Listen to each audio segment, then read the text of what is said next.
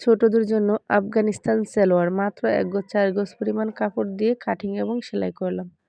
তো আশা করি ফুল ভিডিওটি দেখলে আপনারাও তৈরি করতে পারবেন খুব ইজি ভাবে এবং কাপড় কিভাবে ভাঁজ দিতে হয় সেই নিয়ে একটা রিলস ভিডিও দেওয়া আছে, আজকে কিন্তু আপলোড দিয়েছি, অবশ্যই দেখে নেবেন। তো কিভাবে কাপড় ভাঁজ দিতে হয় এবং মেজারমেন্টগুলো যদি আপনার জানা থাকে তাহলে যে কোনো পোশাক আপনি কাটিং করতে পারবেন। তো দেখুন এভাবে কিন্তু আমাদেরকে ৪ ভাঁজ করে নিতে হবে। মানে যেভাবে অ্যাকুরেট আসে লংয়ের মাপ এবং চওড়ার মাপ। তো এখানে ১২ ইঞ্চি পর্যন্ত কিন্তু কাপড়টির চওড়া আছে।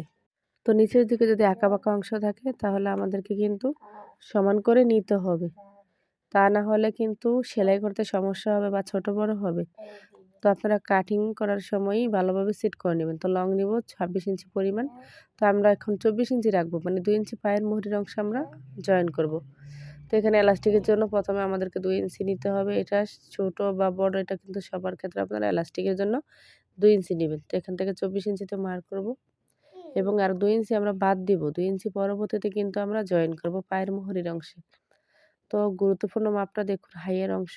তো এখানে আমি হাই নেব ১০.৫ ইঞ্চি পরিমাণ। ৬ বছর বেবির জন্য আমি তৈরি করতেছি। আরও বড় বেবিদের জন্য তৈরি করলে হাইয়ের মাপ আরও বাড়তি করে নেবেন, যেহেতু সালোয়ার লং হবে। তো এখানে কোমর আমি নিয়েছি ১০ ইঞ্চি পরিমাণ। তো দেখুন এভাবে আমাদেরকে হাইয়ের অংশে শেপ দিয়ে দিতে হবে, যেহেতু এখানে কলি আমি দিব না। যদি কম কাপড় দিয়ে তৈরি করি সেক্ষেত্রে কিন্তু কলি ব্যবহার করি। তো পায়ের মোহরির অংশে দেখুন এখানে আমি প্রথমে ৫ ইঞ্চি নেব। পায়ের মোহরি এটা কিন্তু আমাদের অরিজিনাল থাকবে। তো আরও আমরা ৬ ইঞ্চি কিন্তু এক্সট্রা নিয়ে নিব কুচির জন্য, যেহেতু আফগানিস্তান সালোয়ার হবে। তো আপনারা এভাবে কিন্তু মাপটা বুঝে শুনে নেবেন। তো দেখুন কিভাবে আমি মিলিয়ে দিছি এভাবে। এই মার্কিং অনুযায়ী কিন্তু আমরা এখন কাটিং করে নেব। তো আপনাদের কাছে একটা রিকোয়েস্ট, অবশ্যই যারা আমার ইউটিউব চ্যানেল থেকে দেখবেন অবশ্যই চ্যানেলটি সাবস্ক্রাইব করবেন। আর অনেক দিন হয়ে গেছে আমার ইউটিউব চ্যানেলটি ডাউন হয়ে গেছে, তার জন্য লং ভিডিও আপলোড দেয় না। তো এইভাবে কিন্তু ভিডিওটা করা আমার। আর যারা ফেসবুক পেজ থেকে দেখবেন এই ভিডিওটি, অবশ্যই আরও নতুন নতুন ভিডিও বা নিয়মিত আমার ভিডিওগুলো দেখতে পেজটি ফলো দিয়ে রাখবেন। আমি কিন্তু নিয়মিত আমার ফেসবুক পেজে ভিডিও আপলোড দিই, এছাড়া ইউটিউব চ্যানেলে ভিডিও আপলোড দিই। এখন আমাদের ২ টুকরো কাপড় নিতে হবে এর থেকে। তো দেখুন পায়ের মোহরের অংশে আমরা জয়েন দিব, মানে ডিজাইন করব। তো আমাদেরকে ১২ ইঞ্চি পর্যন্ত কিন্তু নিয়ে নিতে হবে। তো এভাবে আমরা কাটিং করে নিব, যেহেতু এখানে কাপড় আছে অতিরিক্ত। তো এভাবে ২ টুকরো কাপড় নেবেন ২টি পায়ের অংশের জন্য। তো কাপড়টির চওড়া আমরা এখানে ৫ ইঞ্চি নিব। তো দেখুন এভাবে আমাদেরকে ডবল করতে হবে। তো এইভাবে ডবল করার পরে আমরা ২.৫ ইঞ্চি পর্যন্ত নেওয়ার পরে কাটিং করে নিব। তো আশা করি ভিডিও কখনোই টেনে টেনে দেখবেন না। যদি কাজ শিখতে চান সত্যিকারে তাহলে ফুল ভিডিওটি দেখবেন। তাহলে আপনি ভিডিও থেকে কিছু শিখতে পারবেন। এছাড়া এই ভিডিওটি যদি আপনি পরবর্তীতে দেখতে চান অবশ্যই আপনি আপনার আইডিতে বা পেজে বা যে কারো মাধ্যমে কিন্তু শেয়ার দিয়ে রাখতে পারেন। তাহলে ভিডিওটি আপনি আবারও ইজিভাবে খুঁজে পাবেন।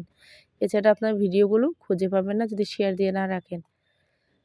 তো দেখুন এখানে কিন্তু আমি বক্রমও কাটিং করে নিয়েছি পায়ের মোহরির অংশের মাপ নিয়ে। তো আমরা এখন সেলাই করব। তো প্রথমে আমরা এই হাই সেলাই করে নেব। ২টা হাইয়ের অংশে এভাবে মিল করে রাখার পরে হাই সেলাইয়ের পরে দেখুন কি হয়। তো যখন আপনি হাই সেলাই করবেন তখন অটোমেটিক আপনার ২টা পায়ের অংশ কিন্তু বের হয়ে আসবে। তো দেখুন হাই সেলাইয়ের পরে কিন্তু ২টা পায়ের অংশ বের হয়ে গেছে। এখন আমরা কুচি করে নিব। তো এখান থেকে আমরা কুচি স্টার্ট করব। কুচিগুলো বেশি চওড়াও দিবেন না, বেশি চিকনও দিবেন না।